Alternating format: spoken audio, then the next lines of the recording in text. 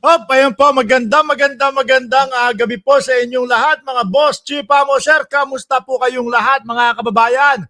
Ano po, eto, maganda at mainit po ang ating mga tatalakayin at pag-uusapan sa araw na ito o sa gabing ito, mga bossing, chief, sir. Kaya po, syempre, kung kayo ay hindi pa nakasubscribe dito sa ating channel, dapat po pindutin nyo na yung subscribe button upang sa ganoon kayo ay laging ino-notify ni YouTube pag nag-uumpisa na po tayo ng ating talakayan, mga kababayan. At syempre, marami po yung humihiling sa atin, ha? Madami po yung nagre-request. Boss Mark, bakit hindi ka magkaroon nung merch? Na yung merch na para doon sa channel mo. Sabi ko, abala mga boss chief mo siya. Pero ngayon no, mga kababayan, meron na tayo, no? Meron na tayo at ito po ay lalabas siguro in 12 days, ito po ay lalabas na, mga boss chief sir. At mga bossing, ano lang muna, 20 lang muna ang pinagawa natin. At ito po, pwede nyong i-avail, mga boss chief sir, sa halagang 600 pesos po, mga kababayan. Pero ngayon, kukolektahin muna namin yung mga order ninyo.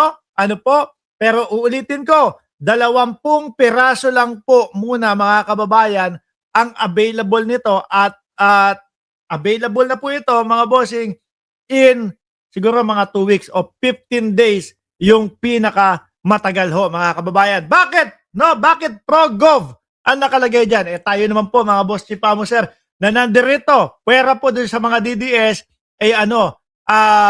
lahat tayo pro-government mga kababayan, di ba? Kapag ka ikaw hindi ka pro-government, DDS ka. DDS ka. Di po ba? At saka ayaw kong ilagay ibalandra yung Mark Ramos na pangalan ko dito, mga kababayan. Hindi naman tayo sikat eh. Hindi, tsaka hindi naman tayo kakampanya. Ano po, mas gusto ko na maging pangalan ng brand, mga bossing chief sir, ProGov. Ayan po, ProGov. Matindi. Tapos, by MR, may maliit lang na MR. At ayokong talagang nakabalandra yung pangalan ko na parang nangangandidato. At para ho, maisosuot nyo kahit kailan, lalabas kayo, maipambabalandra ayoko naman yung Mark Ramos nandito tapos pupunta kayo ng mall o kusa. Ang pangit nun, mga bossing. Di ba? Ulitin ko po. Ito po ay mag-comment lang po kayo diyan, iwan nyo yung number ninyo kapag ka-interesado kayo na mag-avail nito pong ProGov, mga kababayan, na by MR, no? Team MR, yan po, mga kababayan. Pwede din po doon sa Mark Ramos Facebook page or ipahatid nyo kay Chaycher. Nagkaroon pa ng trabaho si Chaycher. Doon sa Ceresa Force, mga kababayan. Ulitin ko matatapos po itong gawin in 15 days po, mga boss chief sir. Pwede na kayong umorder.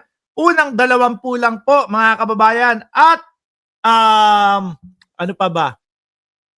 20 piraso lang, 15 days. Ayan, okay na. O game na ho, mga bossing. Umpisahan na po natin ito, mga kababayan. Maganda po ang kasunod nitong pag-advertise natin ng sarili nating merch. Ano po? Dahil ang kasunod po, mga bossing chief sir. Eto po. Para pumangan. Sandali, ano ba to? Si Tatay Digong ba itong pinagkakaguluhan nila? Naku, sandali tignan nun natin, mga kababayan. Sabi ni Ma'am Neng Gigi, libre na lang. Naku, ikaw nga ini-expect kong magpapa-save ng 5 piraso dahil dadali mo dyan sa Canada game, eto na mga kababayan. Tingnan nun natin, ano ang pinagkakaguluhan itong mga ito? Para pumangan. Dapat itong pera. Ito bibili. Naku, may umiiyak pa. Ano na ba? Si Tatay Digong na ba ito? Naku, wag naman po sana, mga kababayan. Ayaw naman nating mangyari iyon.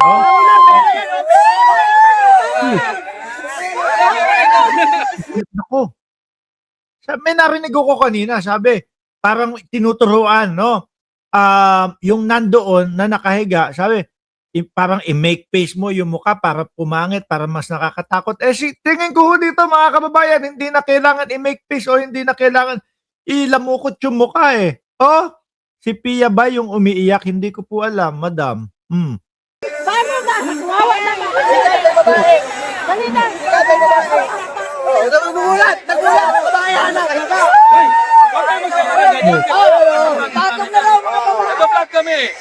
Ano gagawin? Ibang klase yung mga actingan nitong mga ito, no? Oh. Seryoso tayo. Ano kaya yan? Nirentahan nila yung kabaong? Kasi 'di ba sa Pilipinas pwede kang magrenta, pwede kang manghiram. Or meron no, mga kababayan, meron akong naatinan na lamay na patay. Ano po? Yung kahon, may kahon sa loob. Tapos merong magandang parang pinaka case yung kahon na yun. Pero detachable po yun, detangable, no? Detangable. Ditanggal, dialis, no? Kapag kayong nasa lamay, maganda ang itsura ng ataol. Pero kapag kaho ililibing na yung karton o kapag kayong susunugin na ho, mga kababayan, yung karton na lang ang kasama nung patay, hindi na kasama yung ano. Tapos, kumbaga, nirerentahan lang yun. Pagka meron patay ulit sa susunod, ganun din ang gagawin, no, mga kababayan.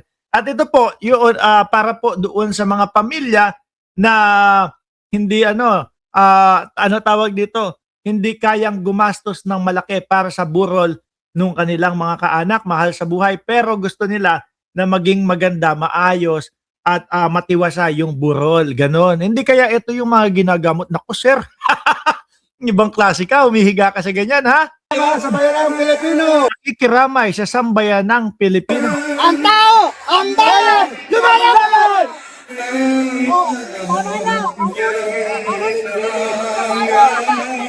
Mga DDS pala ito. Tayo naman, mga kababayan, naniniwala tayo na malaki po o madami ang korap sa Pilipinas. Ayan nga po, di ba? Si Pangulong Bongbong Marcos na po ang nagpasimula at naglunsad ng malawakang pagsugpo sa korupsyon sa pamamagitan po, mga boss chief sir, nung pag-umpisa sa mga flood control at pagsasapubliko nung 15 na malalaking mga contractor company, no, na nabibigyan po lagi ng mga proyekto, no, sa ating bansa. At diyan na nga po nagsanga-sanga, mga bossing chief sir, no, na mapangalanan yung may mga congressman, may mga senador na mga napapangalanan, mga boss chief sir.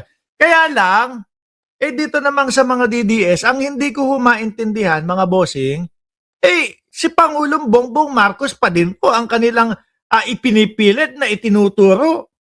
No? Si Pangulong Bongbong Marcos daw ho, mga kababayan, ang leader, ang mastermind nitong sa mga mali-maleta at etong sa mga sa mga korupsyon. Hindi ko magets yung logic nila, mga bossing no? Kasi kung ang mastermind is Pangulong Bongbong Marcos, hindi niya hahayaan na ni Katiting umabot sa kanya yung investigasyon. Hindi ho siya pa ang nagpasimula, mga kababayan, no, ng investigasyon na alam niya na kapag ka nagkataon, nagkaturo-turuan, aabutin siya. Kung ako yung nasa sitwasyon at ako ay talagang mastermind yan, hindi ko hahayaan na mabuksan o merong mag topic, no, niyang mga tungkol sa ganyan. Kasi alam ko aabot at madadamay ako. Yun yung hindi ko maintindihan sa mga DDSO, mga bossing.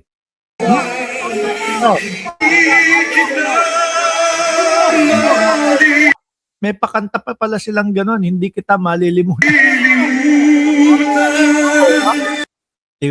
Tigilan na natin yung kadramahan na yan para si Alan Peter Cayetano lang din ho yan, mga bossing.